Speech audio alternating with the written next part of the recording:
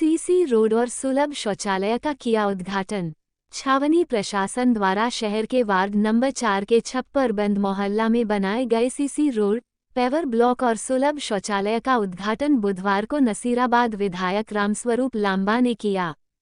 इस अवसर पर छावनी परिषद नसीराबाद के मुख्य अधिशासी अधिकारी डॉक्टर नीतीश गुप्ता, छावनी परिषद के मनोनीत सदस्य सुशील कुमार जैन गदिया तथा भाजपा नसीराबाद मंडल अध्यक्ष संजय यादव सहित बड़ी संख्या में वार्डवासी और नगरवासी उपस्थित रहे।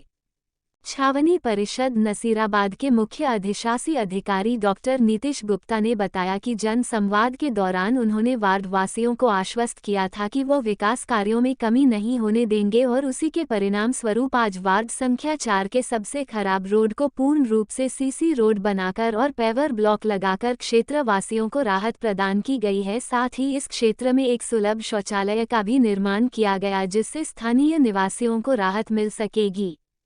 डॉक्टर गुप्ता ने बताया कि यह विकास कार्य नागरिकों की मूलभूत आवश्यकताओं को ध्यान में रखते हुए किया गया है, जिससे क्षेत्र की स्वच्छता और सुविधा में उल्लेखनीय वृद्धि होगी। मुख्य अधिशासी अधिकारी डॉक्टर नीतीश गुप्ता ने आमजन को आश्वस्त किया है कि नसीराबाद सिविल एरिया में विकास कार्यों में कमी नहीं होगी तथा वह आगे भी इसी प्रकार कार्य करते रहेंगे और आम जनता को राहत प्रदान करेंगे।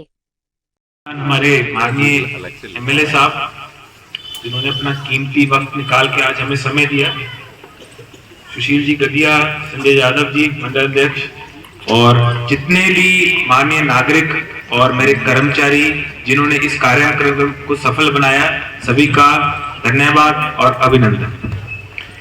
ज्यादा समय ना लेता हुआ मैं जो यहाँ की निवासी है वार्ड नंबर 4 की, अभी हम पहले कुछ समय आने से पहले बात कर रहे थे, बीजेपी के कुछ लोग कह रहे थे कि सर अगर सारा पैसा ही 4 नंबर वार्ड में लगा दें तो कमी पड़ जाएगी। मैंने उनको एक ही जवाब दिया कि रफ्तार धीमी नहीं होगी, समय लग सकता है।